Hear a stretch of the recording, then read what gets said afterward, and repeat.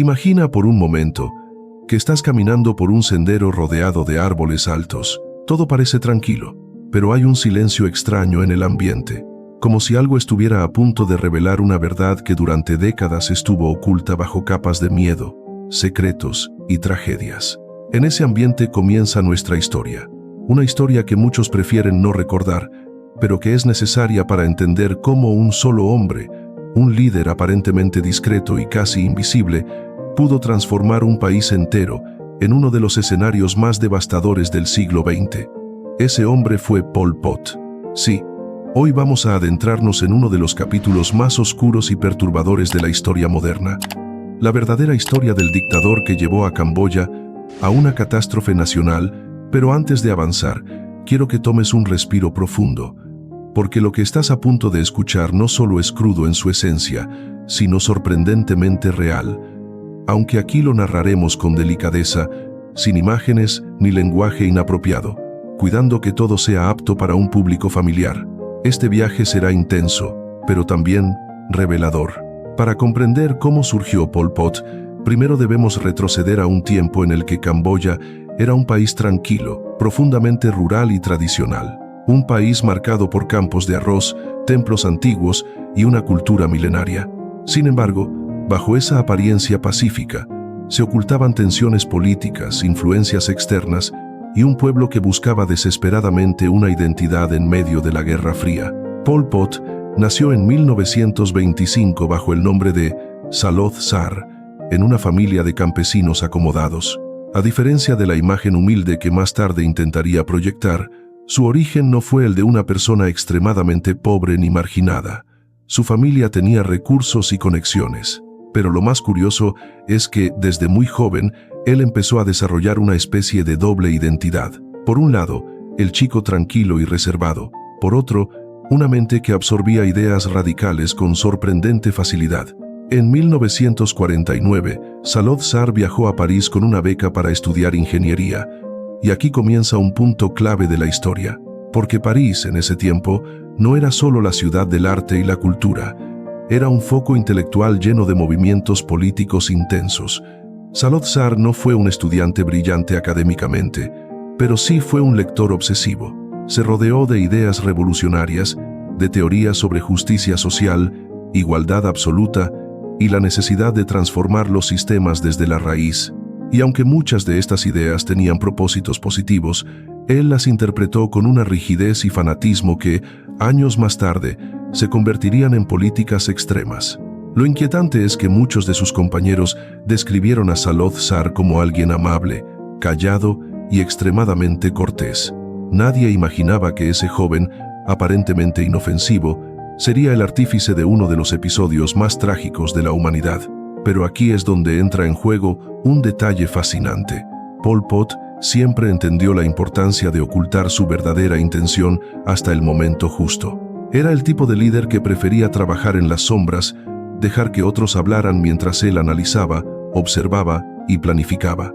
Cuando regresó a Camboya en 1953, el país estaba agitándose por la presión del colonialismo francés y el avance de movimientos revolucionarios en Vietnam y Laos. Era un territorio vulnerable, perfecto para alguien decidido a influir. Pol Pot empezó a involucrarse en grupos políticos clandestinos, especialmente en el Partido Comunista de Camboya, que en ese entonces era pequeño, casi insignificante. Pero él y su círculo cercano comenzaron a transformarlo desde adentro. Poco a poco, la figura tímida de Pol Pot empezó a convertirse en la mente estratégica del movimiento. En esta etapa, es importante entender que Camboya era gobernada por el príncipe Norodom Sihanouk, una figura carismática que intentaba mantener la neutralidad del país mientras el conflicto en Vietnam se intensificaba. Pero esa neutralidad no impediría lo que vendría. Los movimientos comunistas crecían en todo el sudeste asiático, alimentados por la tensión política global, por la desigualdad social y por la presencia internacional en la región.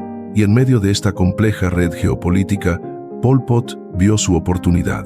A lo largo de la década de 1960, Pol Pot y su grupo se adentraron en la jungla, literalmente. Desde allí, comenzaron a reclutar seguidores, la mayoría campesinos que habían vivido siempre en pobreza y estaban cansados de sentir que el sistema los ignoraba.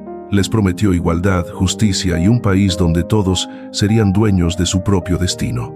Su visión sonaba tentadora, especialmente para quienes nunca habían tenido una voz. Aquí aparece el primer elemento inquietante de esta historia. Pol Pot creía que la única forma de crear una sociedad perfecta era empezar desde cero, borrando todo lo que él consideraba corrupto, desigual o innecesario. Este pensamiento extremo fue la semilla que, años más tarde, germinaría en políticas radicales. Pero para llegar al poder, él debía esperar el momento perfecto. Y ese momento llegó en 1970, cuando un golpe de Estado apoyado por Estados Unidos destituyó al príncipe Sihanouk. Camboya quedó sumida en el caos, en una guerra interna que abrió las puertas a los comunistas liderados por Pol Pot. El conflicto duró 5 años, un periodo en el que el país se fragmentó y los campesinos, cansados del sufrimiento y la inestabilidad, vieron en Pol Pot una oportunidad de cambio. Y así, el 17 de abril de 1975, los guerrilleros conocidos como los Khmeres Rojos tomaron la capital, Phnom Penh. Ese día marca el inicio de uno de los capítulos más oscuros de Camboya. Lo que parecía ser una revolución triunfante, pronto revelaría su verdadero rostro. Los habitantes de Phnom Penh, al principio, celebraron. Pensaron que la guerra había terminado, que por fin podrían tener paz, pero no sabían que aquel hombre de apariencia tranquila, aquel líder silencioso, estaba por imponer una transformación tan radical que cambiaría para siempre la vida del país. En los próximos bloques profundizaremos en lo que sucedió después, cómo se impuso la visión extremista de Pol Pot, qué políticas aplicó, cómo vivió la población y cuáles fueron las consecuencias para Camboya. Pero antes de avanzar, recuerda esto: la historia de Pol Pot no es solo la historia de un dictador, es una advertencia sobre el poder de las ideas cuando se llevan al extremo sin humanidad. Cuando los Khmeres Rojos entraron en Phnom Penh el 17 de abril de 1975, la imagen fue casi surreal.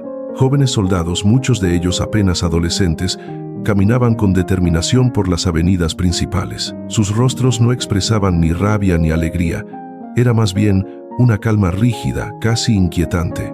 Para la población, esto significaba el final de la guerra civil. Después de años de ataques, miedo y desplazamientos, la gente estaba exhausta, y la idea de un nuevo gobierno, aunque incierta, traía esperanza. Pero esa esperanza se extinguió en cuestión de horas, porque ese mismo día, sin previo aviso, los Khmeres Rojos anunciaron que la ciudad sería evacuada por completo. No era una sugerencia ni una medida temporal, era una orden, una que cambiaría para siempre la historia de Camboya. Imagina este escenario. Hospitales llenos fueron obligados a desalojar, incluso pacientes en tratamiento. Familias enteras recogieron lo poco que podían cargar. Personas mayores caminaron bajo el sol abrasador, sin saber a dónde iban ni por qué. Las calles se llenaron de un río humano que se extendía por kilómetros. Los soldados aseguraban que era solo por unos días, que se trataba de una medida necesaria para proteger a la ciudad de un posible ataque externo. Pero la verdad era mucho más profunda. Pol Pot y su grupo creían que las ciudades eran símbolos de corrupción, desigualdad y decadencia. Para ellos, la esencia del país estaba en el campo, en los campesinos.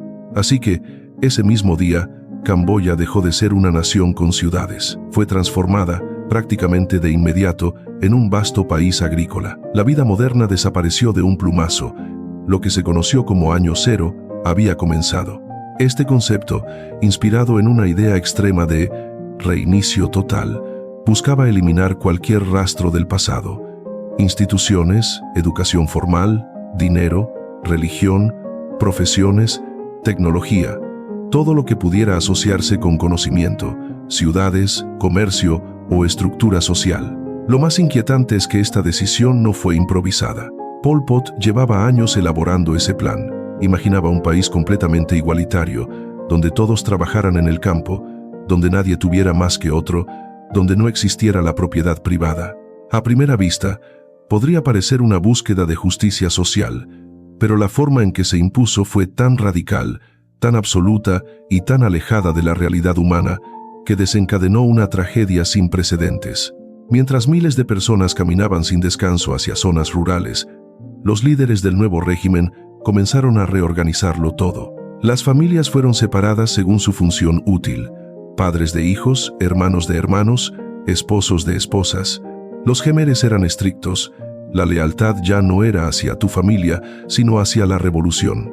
Los habitantes fueron asignados a comunas agrícolas, donde debían trabajar largas jornadas que podían alcanzar las 12 o 14 horas diarias. La idea era que la productividad del arroz se multiplicara, convirtiendo a Camboya en un país autosuficiente y fuerte. Pero las metas eran irreales y no consideraban el clima, el suelo, ni las capacidades humanas. Lo que siguió fue una cadena de agotamiento, hambre y desgaste físico. La gente no solo trabajaba sin descanso, también era vigilada constantemente. Cualquier error, cualquier señal de duda, cualquier expresión considerada individualista, podía interpretarse como falta de compromiso con el régimen.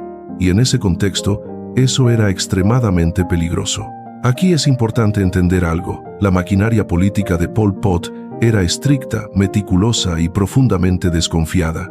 Los líderes creían que dentro del país había enemigos ocultos, personas que podían sabotear la revolución, y ese pensamiento llevó a la creación de uno de los mecanismos más temidos de esa época: las purgas internas. Las purgas consistían en identificar, interrogar y castigar a cualquier persona considerada una amenaza, real o imaginaria. A veces bastaba con tener conocimientos de otro idioma, haber estudiado en el extranjero, usar lentes o incluso dar una opinión que sonara demasiado reflexiva. La lógica detrás de esto era aterradora. Cualquier rastro de educación, pensamiento independiente o habilidad profesional era considerado sospechoso. Y aquí surge un detalle que genera escalofríos. Muchos de los líderes del régimen habían estudiado en el extranjero, incluido el propio Pol Pot. Sin embargo, ellos se eximían de esa regla. Creían que su conocimiento los hacía aptos para guiar al país, mientras que el conocimiento del resto era una amenaza que debía eliminarse para evitar contaminación ideológica. Mientras tanto, la población vivía bajo reglas extremadamente rígidas. El dinero fue eliminado, los mercados desaparecieron, la religión fue prohibida, las escuelas cerraron, los templos dejaron de funcionar, los libros fueron destruidos. Era como si el pasado entero hubiera sido borrado y reemplazado por un manual único dictado por el régimen. Y sin embargo, la idea más perturbadora no es solo la magnitud de los cambios, sino la velocidad. En cuestión de días, la vida en Camboya dejó de ser reconocible, y detrás de todo, había un líder cuya presencia era casi fantasmal. Pol Pot rara vez aparecía en público, no daba discursos emotivos, no buscaba fama. Su figura se movía entre sombras, siempre distante, siempre calculadora. Esa invisibilidad le daba poder. Sus decisiones eran absolutas, pero nadie lo veía. El miedo tenía un rostro difuso, lo cual lo hacía aún más inquietante. Para entender cómo un país entero pudo caer en una transformación tan abrupta, debemos considerar el contexto de la Guerra Fría. Camboya estaba justo en medio de una región convulsa. Las potencias globales apoyaban diferentes movimientos políticos, buscando influencia. Eso dejó al país vulnerable, desestabilizado y con una población cansada de la guerra. En ese vacío, las promesas de los Jemeres Rojos sonaban convincentes. Pero detrás de esas promesas había un proyecto radical que ignoraba por completo la complejidad de la condición humana. Mientras Pol Pot implementaba su visión, el país se sumergía cada vez más en un sistema donde el control absoluto era la norma. Cada comuna debía seguir estrictamente las órdenes del centro. Cada persona debía demostrar lealtad incondicional. La estructura social se desmanteló hasta quedar irreconocible. Una de las políticas más inquietantes fue la reorganización de la agricultura. Pol Pot ordenó incrementos desmedidos en la producción de arroz. En muchos lugares, la gente debía cultivar áreas gigantescas sin las herramientas adecuadas, sin descanso y con raciones reducidas de alimento. La población comenzó a debilitarse, y mientras el país sufría, los reportes oficiales seguían insistiendo en que la revolución avanzaba de manera ejemplar. En este punto de la historia, la atmósfera en Camboya era una mezcla de silencio, temor y confusión. Para muchos, entender por qué todo había cambiado tan rápido era imposible. No sabían que el régimen buscaba algo más que productividad o control. Buscaba una transformación total del ser humano, una reinvención forzada que desconocía cualquier límite moral o social. Y aún así, lo más impactante está por llegar. En el siguiente bloque, revelaremos cómo Pol Pot consolidó su poder, cómo funcionaba su aparato interno de vigilancia y cuáles fueron las consecuencias humanas de estas políticas extremas. También exploraremos el rol del temido Centro S21, uno de los lugares más impactantes de esta historia. A medida que Camboya era transformada en un país sin ciudades, sin dinero y sin instituciones tradicionales, una atmósfera espesa, casi irrespirable, comenzó a envolver el día a día de sus habitantes. La vida era un ciclo de trabajo extremo, vigilancia constante y silencio obligatorio. Pero debajo de esa superficie, en una zona aparentemente común de Phnom Penh, se ocultaba uno de los lugares más inquietantes de esta historia, el centro conocido como S21 o Tuol Sleng. Para comprender la magnitud de lo que representaba S21, debemos imaginar un edificio que en otro tiempo fue una escuela. Aulas, patios, corredores, todo pensado para enseñar y formar nuevas generaciones. Pero cuando los Khmeres Rojos tomaron el poder, ese espacio dejó de ser un centro educativo para convertirse en el núcleo del sistema de vigilancia y purga interna del régimen.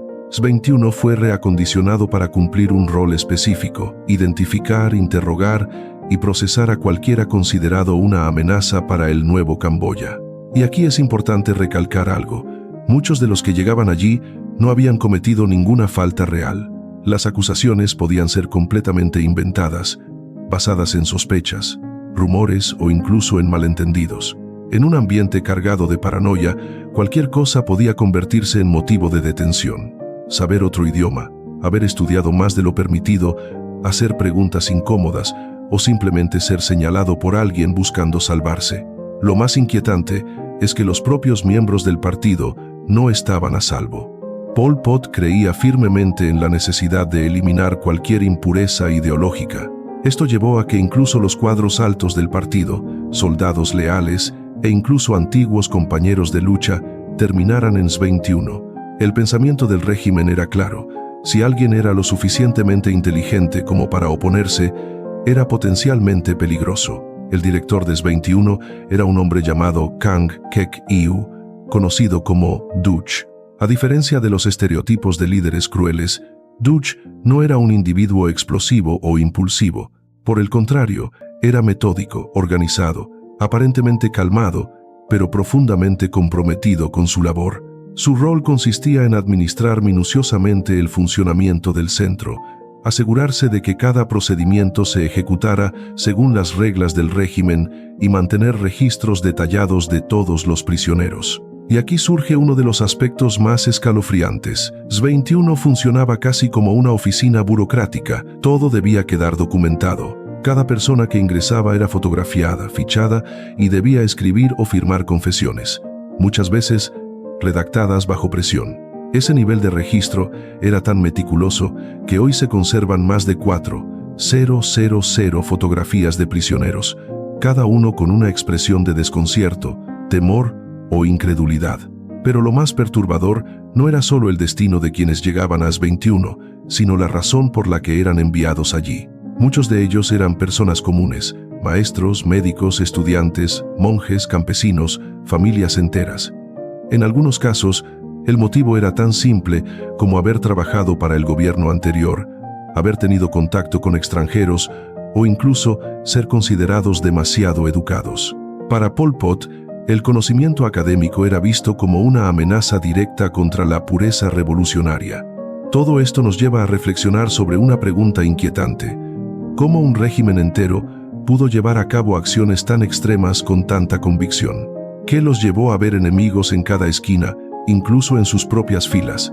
La respuesta está en la ideología del movimiento y en la estructura de poder que Pol Pot desarrolló.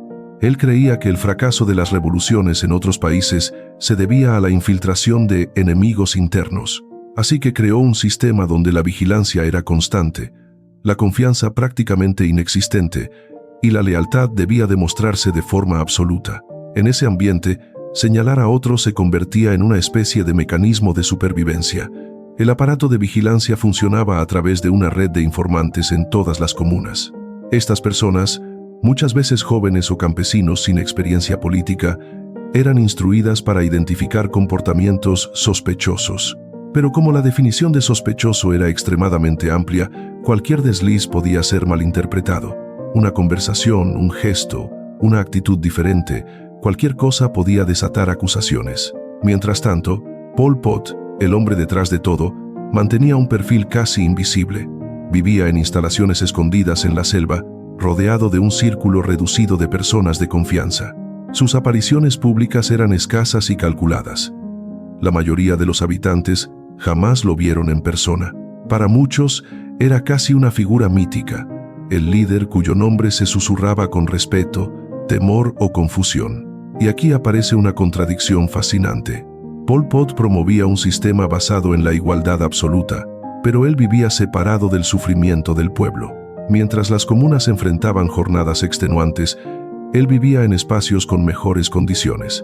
Su liderazgo combinaba una imagen de sencillez con un poder absoluto que nadie podía cuestionar.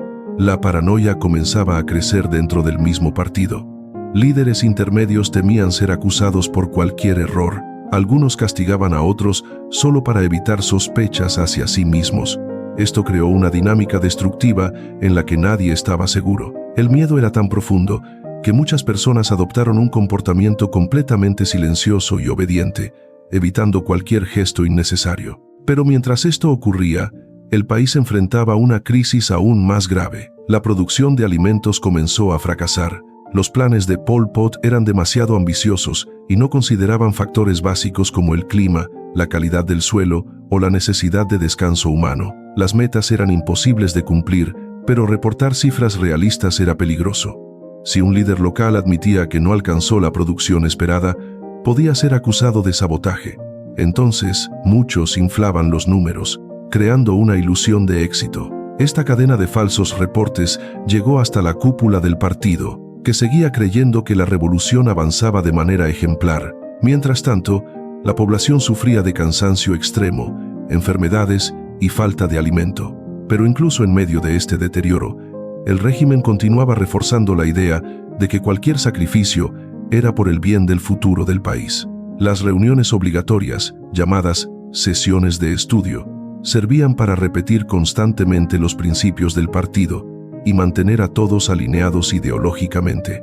En este ambiente, se consolidó un fenómeno particularmente doloroso: la ruptura del núcleo familiar. Los niños eran separados de sus padres y educados dentro de la estructura del régimen. Se les enseñaba que la revolución estaba por encima de todo, incluso de su familia. Esto creaba una distancia emocional profunda, generando una nueva generación que veía al partido como su única referencia. Aquí nos encontramos con un detalle sumamente simbólico. En muchas comunas, las personas ya no se llamaban entre sí por sus nombres originales. Usaban títulos genéricos como hermano o hermana. La identidad individual debía desaparecer. El único nombre que tenía valor era el del líder, Pol Pot. Y aunque el régimen intentaba proyectar una apariencia de unidad y fortaleza, la realidad era muy distinta. La estructura interna comenzaba a fracturarse, los errores aumentaban, la desconfianza crecía, y poco a poco, nuevas tensiones externas, especialmente con Vietnam, comenzaron a presionar al gobierno de Pol Pot. En los próximos bloques veremos cómo este clima de vigilancia extrema se intensificó, cómo las decisiones económicas llevaron al colapso del país y cómo Camboya, ya debilitada internamente, terminó enfrentándose a un conflicto que cambiaría nuevamente su destino. También analizaremos cómo una figura tan invisible logró mantener tanto poder y qué fue lo que finalmente llevó a su caída. Lo más impactante está por revelarse. Para este punto de nuestra historia, Camboya ya no era el país que había sido. Las ciudades estaban vacías, la estructura social había desaparecido por completo y las comunas agrícolas funcionaban bajo una presión insoportable. Aunque desde lejos el régimen intentaba mostrar una imagen de orden y unidad, por dentro la situación era cada vez más crítica. Pero había algo más que estaba empezando a agrietar el corazón del sistema de Pol Pot: su relación con Vietnam, el país vecino. Aunque en una primera etapa ambos países compartían ideologías similares, la historia entre Camboya y Vietnam estaba llena de tensiones territoriales y rivalidades profundas. Y bajo el liderazgo de Pol Pot, esas tensiones se intensificaron rápidamente. La desconfianza era tan grande que el régimen comenzó a creer que Vietnam planeaba infiltrarse dentro del país para derrocarlo. Esto marcó el inicio de un periodo donde la paranoia no solo estaba dirigida hacia el interior, sino también hacia el exterior. Las comunas cercanas a la frontera vietnamita empezaron a recibir órdenes estrictas: vigilar continuamente, reportar cualquier movimiento y reforzar la lealtad. Pero el problema no era solo militar, también había un choque ideológico. Pol Pot creía que su revolución era la más pura y que incluso otros países comunistas estaban contaminados con ideas demasiado flexibles. Esta visión radical lo llevó a desconfiar incluso de sus supuestos aliados. Mientras tanto, dentro de Camboya, la situación alimentaria seguía deteriorándose. La sobreexigencia en la producción de arroz, combinada con la falta de herramientas, el desgaste físico y los errores en las técnicas de cultivo, generó cosechas cada vez más bajas. Pero admitir un fracaso no era una opción para los líderes locales, porque eso significaba ser acusado de sabotaje o de tener una mentalidad burguesa. Así que continuaron inflando los reportes. A ojos de Pol Pot, las metas se superaban continuamente. En la realidad, la hambruna se extendía. Muchos habitantes sobrevivían con porciones mínimas de alimento mientras trabajaban jornadas interminables. La falta de descanso y la desnutrición debilitaban al país entero. Sin embargo, el régimen seguía promoviendo una imagen de éxito ante su propia población. Las reuniones obligatorias repetían constantemente que la revolución avanzaba, que el sacrificio era necesario y que el enemigo estaba al acecho. A esto se sumaba otro problema de grandes dimensiones. Las comunas estaban tan aisladas entre sí que la circulación de información real era casi imposible. Esto permitió que los errores se perpetuaran y que la desesperación creciera silenciosamente. Nadie sabía exactamente qué ocurría en otras regiones. Esa fragmentación impidió que la población pudiera organizarse o siquiera hablar abiertamente sobre lo que vivían. Mientras todo esto sucedía, Pol Pot mantenía un liderazgo remoto, aislado y casi místico. Sus discursos eran pocos, pero cuando ocurrían, reforzaban su visión utópica. Aseguraba que Camboya se convertiría en un ejemplo mundial de revolución exitosa y autosuficiente. Sus palabras siempre apuntaban a un futuro brillante, aunque el presente fuera cada vez más oscuro.